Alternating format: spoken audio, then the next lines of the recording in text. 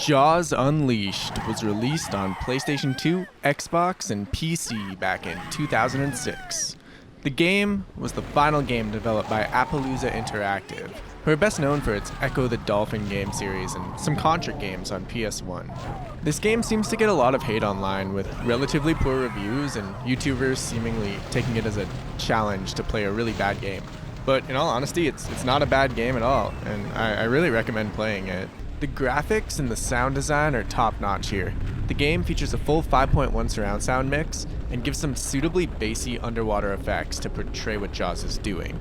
The cathartic screams of the humans when you're ripping them to shreds above water, and the muffled, bubbling screams when they're underwater is realistic enough that you feel like an unstoppable monster.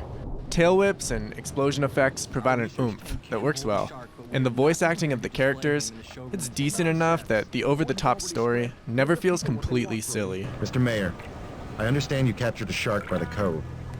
Is that him? My son was killed by a shark there. Damn thing ripped right through the cage.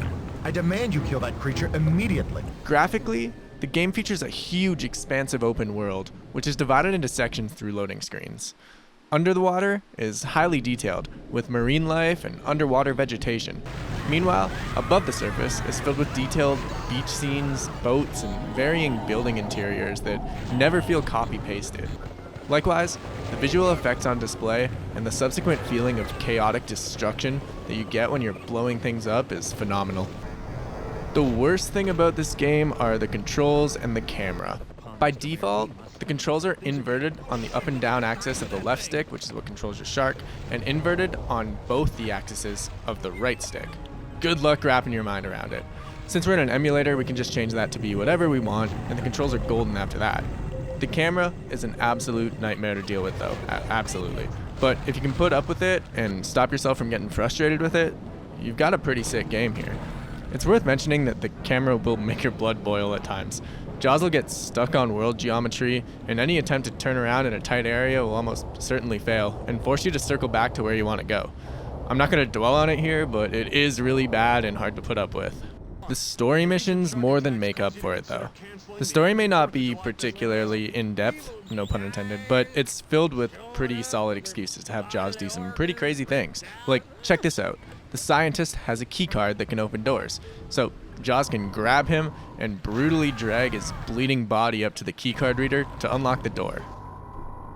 When you're not doing the creative main story missions, the game has you exploring open waters, eating other marine life to survive, and completing side missions to level up your shark to be more powerful. Side missions are pretty basic and a bit boring. Usually, it just gives you 3 tiers of stages, and you need to complete all of them.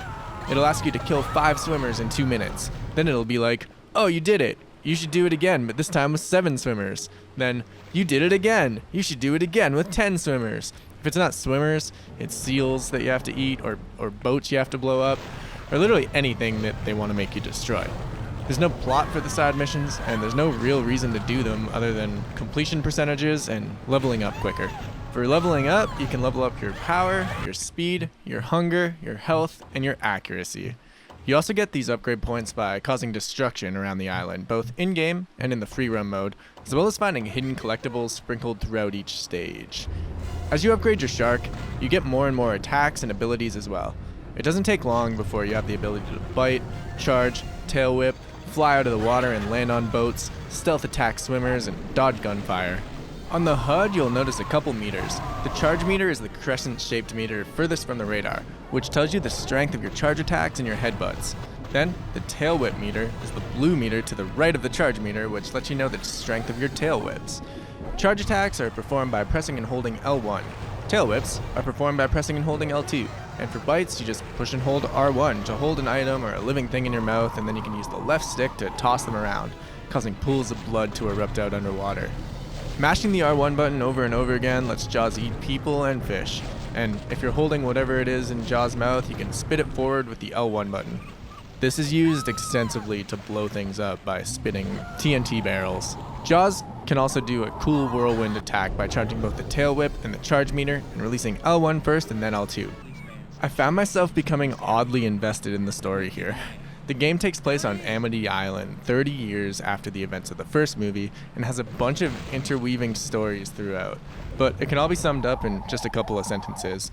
The main story basically involves the Environ Plus CEO Stephen Shaw having his son get eaten by a shark, causing him to hire a shark hunter named Cruz Raddick to kill Jaws. Meanwhile, a marine biologist, Michael Brody, is trying to capture Jaws for research purposes. This leads to them capturing Jaws and transporting him to what's essentially SeaWorld. The over-the-top nature of the story is what allows the game to never really feel stale. Every mission has you doing something totally different than the last. Mission 1 sees Jaws breaking through glass and flooding an entire SeaWorld building before having a boss fight with an orca in front of a crowd. Mission 2 has you destroying a battery to destroy a net, murdering swimmers, and then blowing up an entire plant. Mission 3 has you following cords on the ground and blowing up guard towers, as well as an entire oil boat.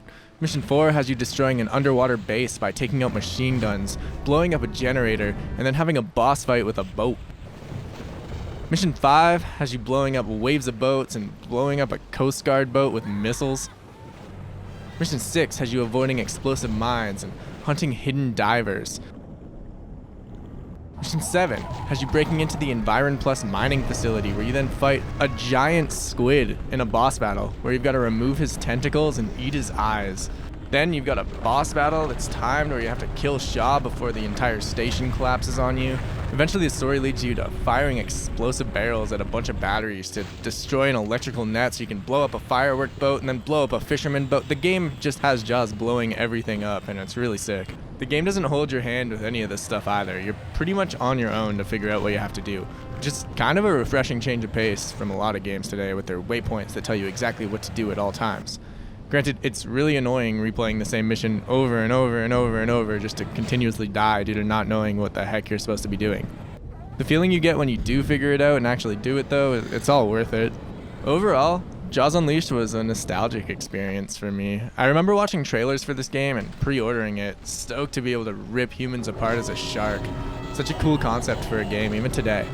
I know Maneater exists, I've never played it, but I did just buy it while I was playing Jaws.